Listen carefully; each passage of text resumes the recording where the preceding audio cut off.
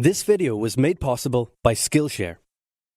Churchill was a man with many talents. He was an artist, a butterfly enthusiast, and he had an unpublished manuscript about aliens. Clearly, he was a man with an insatiable thirst for knowledge. Maybe he could have loaded up his computer and logged onto Skillshare, an online learning community with more than 19,000 classes in design, business, technology, and more. Perhaps he was considering a side career in fashion, but didn't know where to start. On Skillshare, he would find courses in fashion design and garment construction.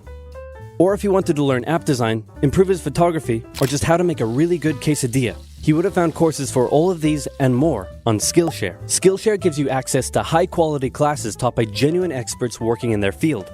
I work heavily with animation, and I was genuinely blown away by the number of really useful courses available to me, like this class full of tips and tricks for creating vector art, or this one for creating character walk cycles. For an annual subscription, Skillshare is under $10 a month. And if you'd like to try it out first, then I've got a deal just for oversimplified viewers.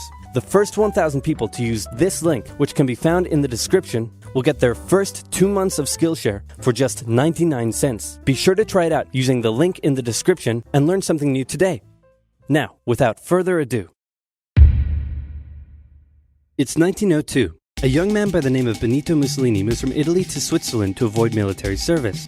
He gets big into socialism, working for trade unions, writing for socialist newspapers, advocating a violent overthrow of European monarchies, the whole shebang. This gets him in a bit of trouble with the Swiss police, so he gets arrested, sent back to Italy, set free, returns to Switzerland, is arrested again, goes back to Italy again, completes his military service after previously avoiding it, and then after a brief stint as an elementary school teacher, he finally returns to work as an avid socialist. His speeches and journalistic abilities made him famous among Italian socialists. He was anti-war, so when Italy colonized Libya in 1910, he rioted and got arrested. Then World War I came along, and once again he protested Italy's involvement. But then he thought, wait a minute, this war could bring about the social climate needed to overthrow European monarchies and bring about the socialist revolution everywhere. And suddenly he was pro-war. But his fellow socialists didn't like his new pro-war stance, so they kicked him out of the party. So then he said, you know what? I'm done with socialism. We need something new, not based on class divisions tearing us apart, but based on unity through nationality. We'll conquer the Mediterranean and reunite all Italian peoples just like the days of the Roman Empire.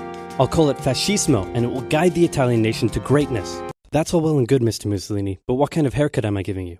Let's go with bold.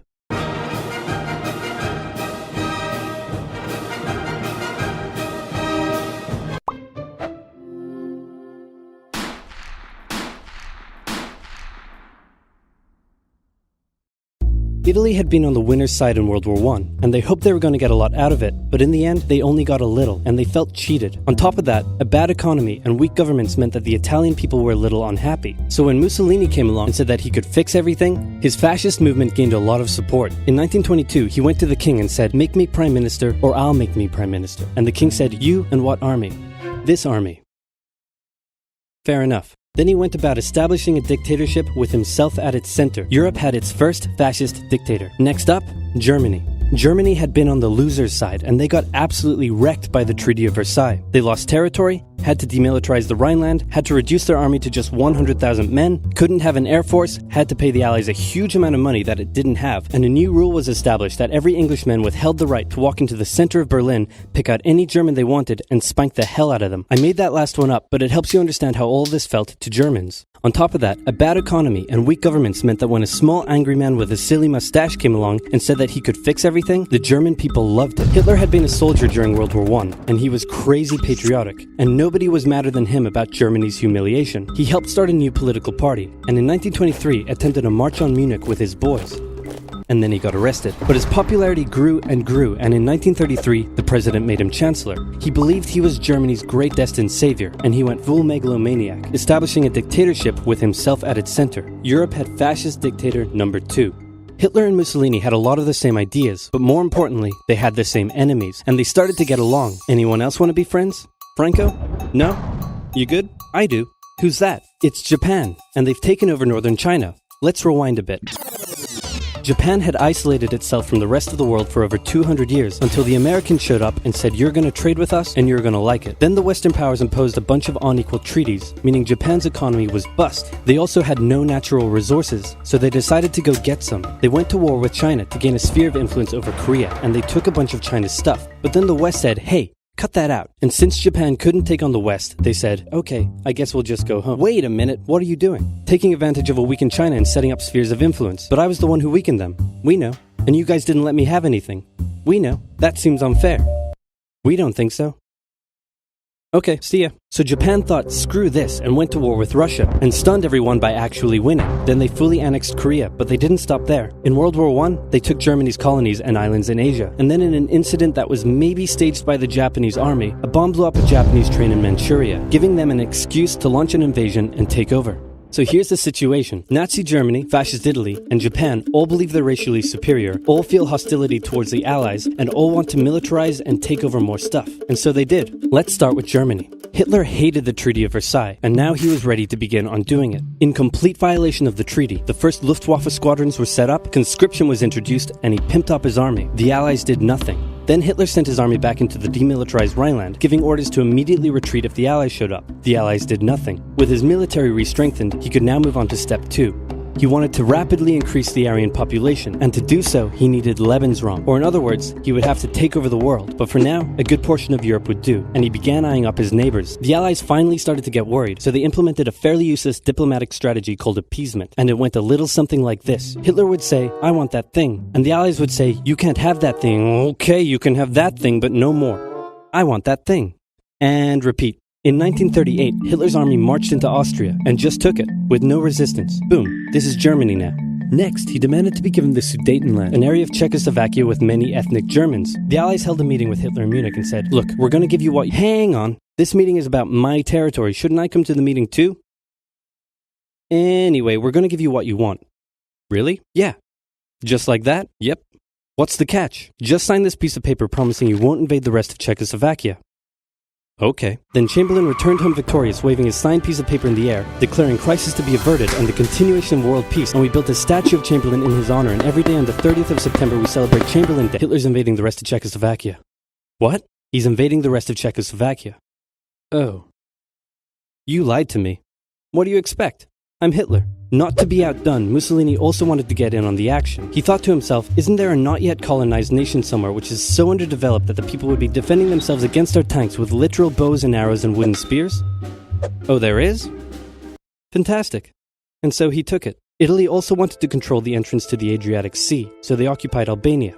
Then, in another incident which was maybe staged by the Japanese, gunfire was exchanged by Japanese and Chinese troops at the Marco Polo Bridge, and the Japanese launched yet another invasion against China. They swept through Beijing and Shanghai, and then advanced through the Yangtze Valley to China's then capital, Nanking. It was here that saw the worst of Japan's shocking atrocities committed against the Chinese people.